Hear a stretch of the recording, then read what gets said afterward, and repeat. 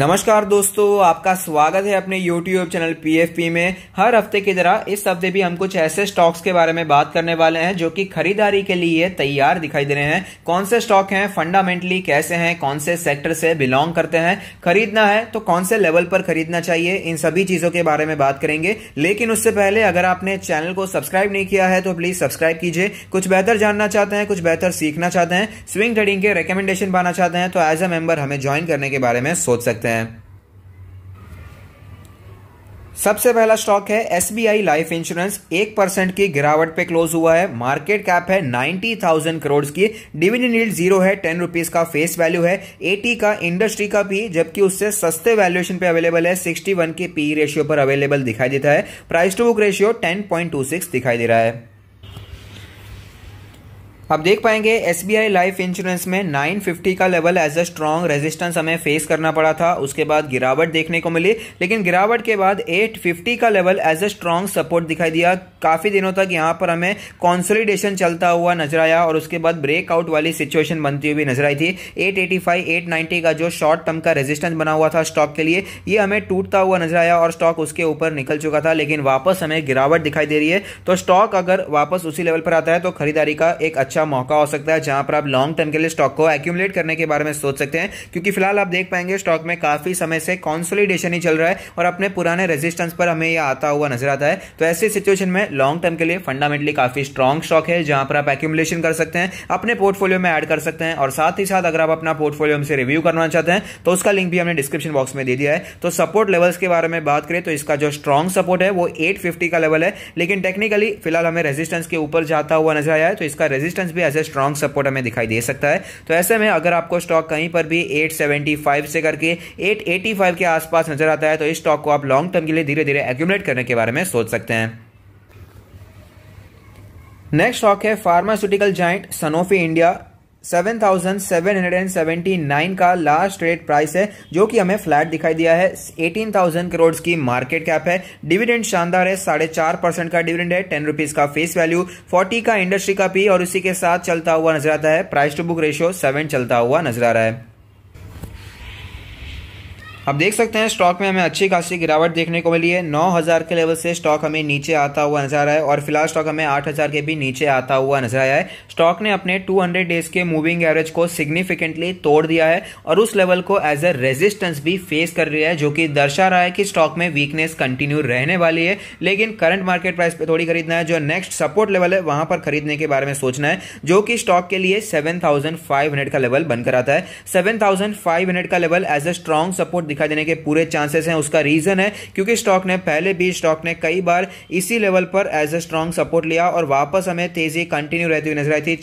5 बार stock ने support लिया 7,500 के लेवल पर और उसके बाद हमें तेजी देखने को मिली और यही level as a strong resistance देखने को मिला था। इसका पुराना ऑल टाइम हाई भी था। तो यह लेवल एक बहुत ही इंपॉर्टेंट लेवल है। यहां पर आप इन्वेस्टमेंट के बारे में सोच सकते हैं। फंडामेंटली साउंड कंपनी हमें दिखाई देती है, जहां पर लॉन्ग टर्म के लिए निवेश करने के बारे में सोचा जा सकता है। अगर आपको स्टॉक कहीं पर भी 7,450 से करके 7,550 के आसपास नजर आता है तो लॉन्ग टर्म के लिए एक्यूमुलेशन शुरू करने के बारे में आप सोच सकते हैं।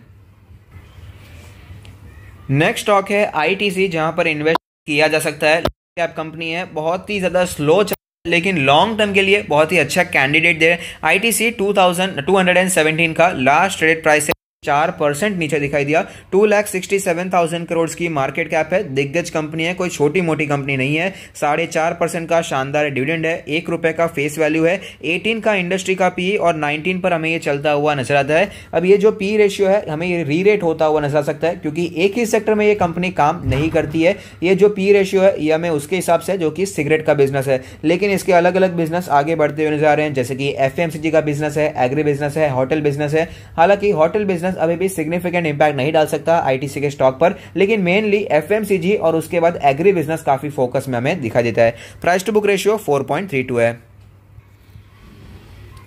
पिछले कुछ हफ्तों में आईटीसी में अच्छा रनअप हमें देखने को मिला, लेकिन फिलहाल जब इसके Q3 के रिजल्ट्स आए थे उसके बाद वीकनेस हमें कंटिन्यू रहती हुई नजर आ रही है, जो कि हम कह सकते हैं थोड़ी प्रॉफिट बुकिंग भी होने वाली थी क्योंकि स्टॉक काफी ज्यादा भाग चुका था। तो यहाँ पर हमें प्रॉफिट बुकिंग देखने को मिली, लेकिन मेरा मानना है अभी भी स्टॉक में अच्छी वैल्यू है। वैल्यूएशन ये रीरेट हो सकता है, ये लॉन्ग टर्म के पर्सपेक्टिव से, शॉर्ट टर्म के लिए शेयर में आपको अवॉइड करना चाहिए अगर आपका पर्सपेक्टिव शॉर्ट टर्म का है। अगर आप वो आदमी है जो कि स्टॉक मार्केट में आते हैं, रोज बरोज खोलते हैं अपने अकाउंट को, देखते हैं कि स्टॉक कितना ऊपर गया, आईटीसी कितना ऊपर गया, कितना नीचे गया, तो ये स्टॉक आपके लिए नहीं बना है। आईटीसी में क्लियरली लॉन्ग टर्म के लिए ही रहना पड़ेगा क्योंकि बहुत ही कछुए की चाल चलता है, इतना धीमा चलता है कि आपको कंटाल आ जाएगा, आप कंटाल के बेच देंगे। इसीलिए अगर आप 5 साल के लिए स्टॉक को रख सकते हैं तो ही स्टॉक में आपको इन्वेस्टमेंट करने के बारे में सोचना चाहिए।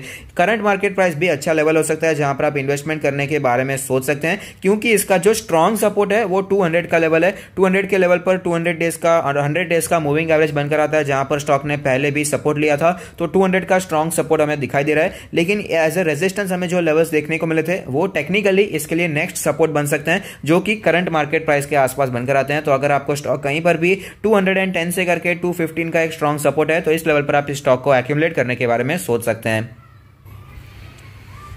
नेक्स्ट स्टॉक है एशियन पेंट्स, जो कि पेंट सेक्टर का मार्केट लीडर देखा जाता है। यहां पर काफी समय से गिरावट देखने को मिल रही है। 2486 का लास्ट ट्रेड प्राइस है, जो कि तकरीबन 1% की गिरावट पे अवेलेबल है। मार्केट कैप दिग्गज है, 2,38,000 करोड़ की मार्केट कैप है। 0.48% का डिविडेंड है, 1 रुपीज का फेस वैल्यू। इंडस्ट्री का पी 88 है और उसी के साथ हमें चलता हुआ नजर आता है, क्योंकि पेंट सेक्टर का वैल्यूएशन हमें पूरे सेक्टर का वैल्यूएशन ही प्रीमियम है और ये तो उसका मार्केट लीडर है, तो यहां पर भी प्रीमियम वैल्यूएशन हमें जस्टिफाई होता हुआ नजर आ रहा है। प्राइस टू बुक रेशियो है 25.23। एशियन पेंट्स की बात करें या दूसरे किसी भी पेंट सेक्टर के स्टॉक के बारे में बात करें तो शानदार रैली देखने को मिली है स्टॉक में। मार्च के लेवल से स्टॉक बहुत ही ऊपर जाता हुआ नजर आया है, जो कि फंडामेंटल में इतना रिफ्लेक्ट एक्चुअली होता हुआ नजर नहीं आता है। इतना कोई अर्निंग्स नहीं बढ़ गया कि स्टॉक इतना ज्यादा भाग जाए। 1500 के लेवल से स्टॉक ऑलमोस्ट 3000 पहुंच चुका था। 2800 पर जाने के बाद हमें यहां पर गिरावट देखने को मिल रही है। आप देख पाएंगे फ्री फॉल होता हुआ नजर आया था। करंटली स्टॉक हमें एकदम गिरावट में दिखाई दिया था, लेकिन फिलहाल स्टॉक में थोड़ी सी राहत हमें दिखाई दे रही है। अब पेंट स्टॉक्स में गिरावट क्यों हो रही थी उसका रीजन भी जान लेते हैं, क्योंकि आपको पता होगा इंडिगो पेंट्स का आईपीओ आया तो वो भी एक थोड़ा सा सेंटिमेंटल प्रेशर बन जाता है। लेकिन उसके अलावा जो मेन रीजन था वो ये था कि बिरला ग्रुप एंटर करने वाले हैं पेंट बिजनेस में, तो अभी कंपटीशन बढ़ जाएगा और एशियन पेंट्स तो मार्केट लीडर है, तो मार्केट शेयर कहां से ज्यादा जाएगा, जहां ज्यादा दिखा देता है। तो एशियन पेंट्स के पास ही ज्यादा से ज्यादा मार्केट शेयर है, तो वहीं से मार्केट शेयर को लेकर अब बिरला यहां पर एंटर करने वाला है, तो इससे सेंटिमेंटल गिरावट यहां पर बनती हुई नजर आती है। कोई मेन फंडामेंटल रीजन नहीं है, लेकिन ये सेंटिमेंट्स को हर्ट कर देते हैं। लेकिन सबसे बड़ा रीजन है प्रॉफिट बुकिंग। जो तेजी आई थी, इतनी ज्यादा तेजी आई in a very short period of time. आप देख पाएंगे ये जो तेजी आई थी, बीच में करेक्शन देखने को मिला। 200 के लेवल से स्टॉक जो गया था तुरंत 2800 तक पहुंच गया बिना किसी करेक्शन के, और उसके बाद तो करेक्शन आना ही था। तो यहां पर करेक्शन जस्टिफाइड भी है, थोड़ा सा प्रॉफिट बुकिंग होना चाहिए, ये एक हेल्दी करेक्शन है। तो ऐसे में आप यहां पर इन्वेस्टमेंट के बारे में सोच सकते हैं। फिलहाल स्टॉक हमें गिरता हुआ नजर आ रहा है। फिलहाल स्टॉक में 2300 के आसपास, 2400 के आसपास ग्राउंड बनाने की कोशिश की है, यहां पर सपोर्ट लेने की कोशिश की है, यहां पर थोड़ा सा कॉन्सोलिडेशन दिखा रहा है। लेकिन पिछले 3 दिनों से जो कैंडल्स बन रही है और यहां पर हमें क्लियरली दर्शा रही है कि अभी भी कोई स्ट्रॉन्ग सपोर्ट नहीं लिया है, और अगर सपोर्ट लिया भी है तो ब्रेकआउट की सिचुएशन नहीं आई है। तेजी की उम्मीद तुरंत ही लगाना, 3-4 दिनों में स्टॉक बहुत ही भाग जाएगा, वापस 2800 पहुंच जाएगा, ये थोड़ा सा गलत हो सकता है। तो इसलिए स्टॉक पर नजर बनाकर रखनी चाहिए। स्टॉक फंडामेंटली स्ट्रांग है और फिलहाल स्टॉक में गिरावट भी बनी हुई है, तो ये लॉन्ग टर्म इन्वेस्टर्स के लिए तो मौका होता है यहां पर इन्वेस्टिंग के लिए। तो अगर आपको स्टॉक कहीं पर भी 2300 के आसपास नजर आता है, 2300, 2350 का लेवल जो है वो काफी अच्छा लेवल है, जहां पर आप इन्वेस्टिंग शुरू करने के बारे में सोच सकते हैं। क्योंकि मेरा मानना है इसके नीचे ही इसमें अच्छी वैल्यू हमें दिखाई देगी, क्योंकि फिलहाल स्टॉक जितना भाग चुका है उतना अर्निंग्स भागते हुए नजर नहीं आ रहे हैं। नेक्स्ट स्टॉक है बाटा इंडिया। 1527 का लास्ट ट्रेडेड प्राइस है, जो कि 0.26% नीचे दिखाई दिया। 20,000 करोड़ की मार्केट कैप है, 0.26% का डिविडेंड है। फेस वैल्यू 5 रुपीज का है। इंडस्ट्री का पी 61 है, लेकिन बाटा का पी आप देख सकते हैं 1700 के ज्यादा का कॉन्सोलिडेटेड पी है, और स्टैंड अलोन पे तो 2000 से भी ज्यादा का पी रेशियो हमें दिखाई दे रहा है। प्राइस टू बुक रेशियो 10.37 चलता हुआ नजर आता है। अब प्राइस टू अर्निंग्स रेशियो यानी कि पी रेशियो इतना ऊपर क्यों निकल चुका है, उसका रीजन है क्योंकि बाटा इंडिया के जो ऑपरेटिंग एक्सपेंसेस हैं, जो खर्चे होते हैं, जो स्टोर चलाने होते हैं, जो अभी पगार देनी होती है, वो सब खर्चे तो दिखाई दे रहे हैं, लेकिन जो फुटफॉल्स हैं स्टोर पर, जो पब्लिक कोविड-19 के पहले उनके स्टोर में जाती थी उतनी पब्लिक अभी दिखाई नहीं दे रही है और इसी के कारण इनके जो सेल्स हैं उस पर इंपैक्ट पड़ता हुआ नजर जरूर आया है और इसी के कारण इनकी इनकम पर भी बहुत ही हमें प्रभाव पड़ता नजर आता है। इनका प्रॉफिट हमें बहुत ही ज्यादा नीचे जाता हुआ नजर आया है, लेकिन लॉन्ग टर्म के लिए एक अच्छा स्टॉक है जहां पर आप इन्वेस्टिंग करने के बारे में सोच सकते हैं।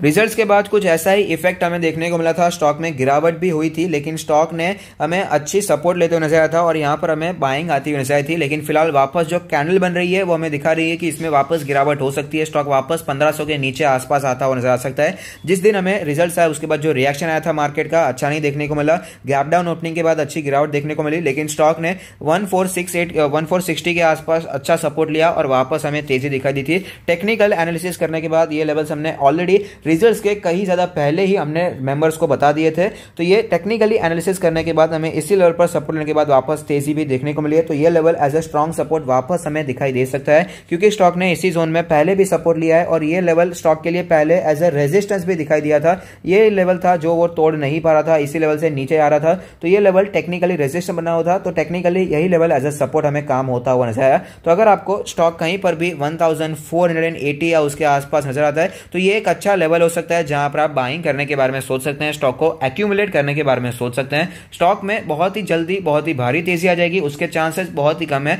क्योंकि फिलहाल जो अर्निंग्स दिखाई दे रही हैं वो बहुत ही कम है। इनका जो ऑनलाइन बिजनेस है वो तो ठीक ठाक चलता हुआ नजर आ जाता है, लेकिन इनका जो मेन बिजनेस है चेन स्टोर वाला बिजनेस, वहां पर खर्चे तो उतने ही है, ऑपरेटिंग एक्सपेंसेस तो करना ही पड़ता है, लेकिन इनकम वहां पर कम हो गई है तो नेट प्रॉफिट पे बहुत ही बड़ा झटका लग जाता है। तो ऐसे में आप सोच समझकर इसके नीचे के लेवल्स पर एंटर करने के बारे में सोच सकते हैं क्योंकि लॉन्ग टर्म के लिए एक अच्छा कैंडिडेट हो सकता है। तो अगर आपको ये वीडियो पसंद आता है तो लाइक कीजिए, शेयर कीजिए, कमेंट कीजिए, सब्सक्राइब कीजिए और मुझे मोटिवेट कीजिए। Thank you, stay happy, happy investing.